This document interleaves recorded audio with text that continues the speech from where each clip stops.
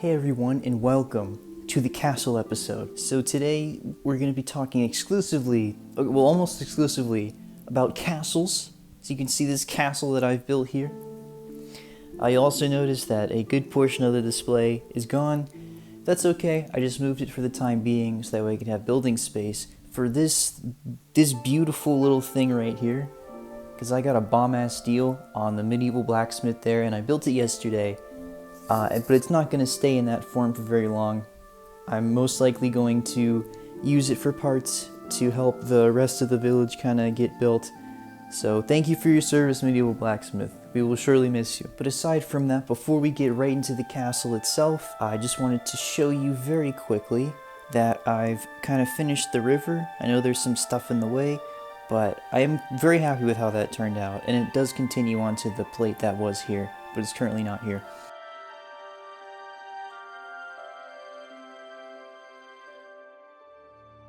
There are a couple of different modules that just kind of rest on the plate right now, because eventually it's going to be raised up by a few bricks to kind of give it some more gravitas, but also for a very special secret surprise that I will get to in a little bit. And by a little bit I mean probably in the next couple of updates. But I'll just show you what the castle looks like all together for the time being, and then we'll just quickly kind of delve into each of the sections on their own.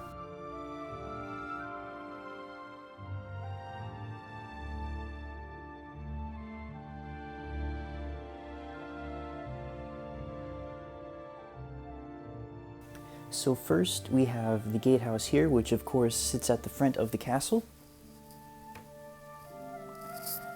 So you can see we've got a drawbridge here. I've also tried to make the Black Falcon's emblem on the front. He looks a little bit thick, a little bit chunky, but I think you kind of get the general idea.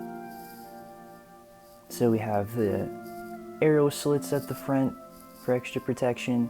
We have a drawbridge, which is actually functional, which I'll show off in a moment. And then if we spin around the side, we just have some ivy growing here. The other side, there's really nothing to look at. But at the back, we just have the compartments, the spaces for where the archers will sit and defend the castle. We have ladders on the side. It's a little bit difficult to see, but I wanted everything to be like somewhat realistic. If you take a closer look in there, you can see that there's only like a one stud space for where the ladder sits on the wall, which like really pushes the envelope of realism. Like I know a minifigure could not fit through that, but I think it's the thought that counts. Here on this side we have the drawbridge mechanism, which I will show off now. It's not super great, truthfully. I could have engineered it better, but you get the idea. It does get stuck sometimes, but hopefully won't have to use it very often, assuming that relationships in the kingdom are okay. And now back here, this is serves as the armory / gatehouse.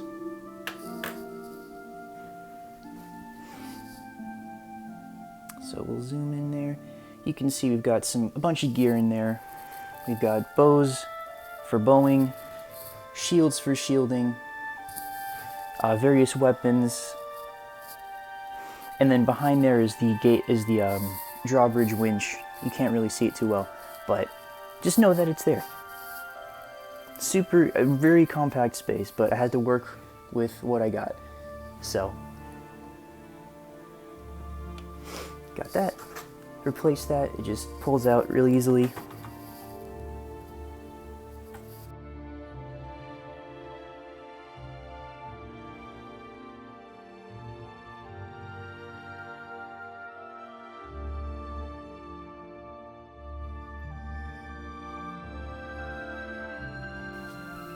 Then on top of the gatehouse here is just a large walkway.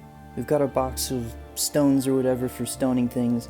I was thinking about adding a catapult on here, but for now they're just throwing. And then we have the little trapdoors that the soldiers can access. The roof, that's fantastic. So that's the gatehouse. Here we have the port wall. So this is the wall that butts up against the river where the port will eventually be. Pretty run-of-the-mill castle wall.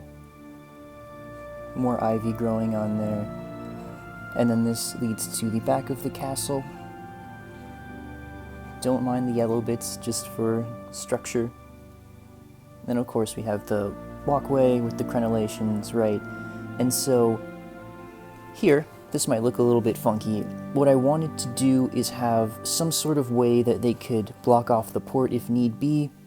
And so I was trying to think of a clever mechanism to do it, but I just couldn't, so I left the wall open, and we just have this iron sort of bars that come off and block off the entranceway. And then just slides right back in that little pocket. It's a little bit stiff, but, you know, it gets the job done. And then, of course, there's a little target practice on the wall, and then, of course, we have another tower with a little trapdoor to access the roof. So this is the wall that faces outward towards the village.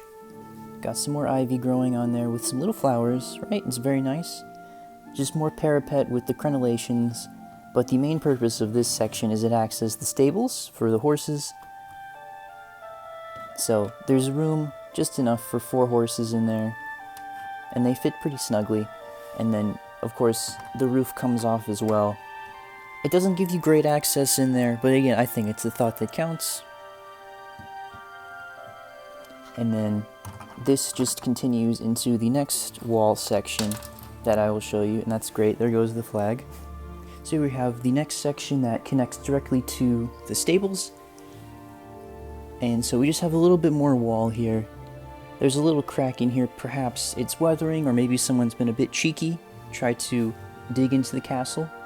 But we'll spin around here. I'm sure you've noticed the very large tower, which we'll get to in a moment.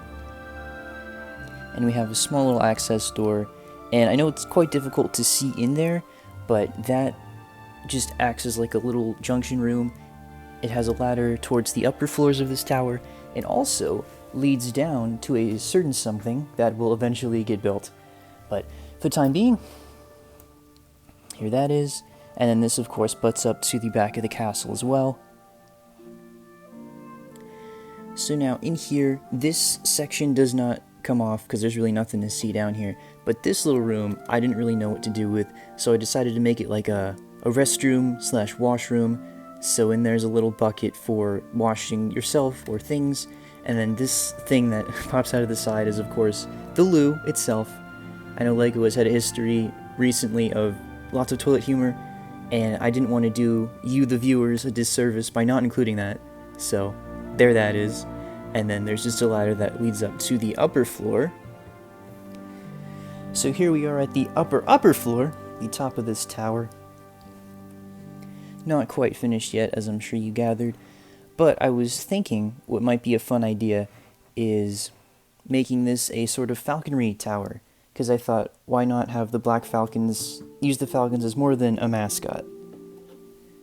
So that fits on right on top here, and so there you can see there's a few falcons in their little mews, and I like to think that maybe they use the falcons for like scouts or messengers or something.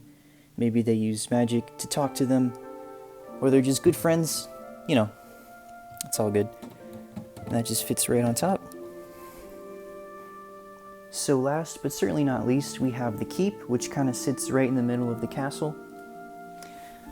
I'm not sure if you've noticed, but I haven't finished the roof yet, because I was planning on using the parts from the medieval blacksmith to do so, just to give it, you know, a little bit more of the unique look.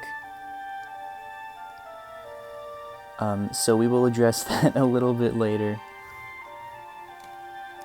So the bottom floor here just kind of functions as like the Great Hall. You saw the spiral staircase, just move out of the way, but you get the general idea. We have the chandelier here, which does come out. A little bit easier access to the interior. I learned my lesson. And so then you can just see we've got a nice banquet table set up. We've got a few shields on the wall for the Black Falcons and their allies. And of course the very pesky spiral staircase. which leads up to the second level. And then if we do move that aside for the right time, there's a little hole in the floor, which again is for leads down to a special secret place that we will address later. Here's the second floor that kind of acts as the royalty quarters. So when we first come up the stairs, so will be like the little opening for the stairs, we have a little like study, sitting room,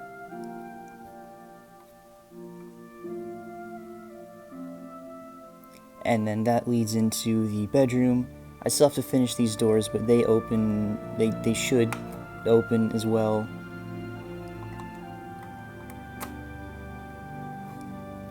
And then here we have the bedroom, which isn't really super furnished at the moment, but we've just got a very comfy bed and a fireplace. And I tried to make it look like there was like a taxidermied wolf head on the wall. I used one of the Chima heads. I don't know if it looks the way I wanted it to, but you get the idea. And then that's the chimney, which I might have to extend depending on how the roof goes. And then of course we have the absolutely magnificent roof, right? Going for a really open concept design, gets all kinds of light, air in there. It's really fantastic. I think it's one of the best selling points of this entire castle. So now that we've seen everything there is to see, let's go put it back together. So I built this mostly from the parts of my two Creator medieval castle sets, and you can see a lot of the design influences carried over. I did have to use like a bunch of extra parts as well, so I can't really give you exact metrics on that. But mostly everything is a somewhat original design. So that's gonna about do it for this update. I know it's probably gonna be pretty lengthy once it's all edited together, so sorry about that, but also not sorry. So I have some more castle-related shenanigans that I have to get to, so thanks so much for watching, and I will see you later, bye!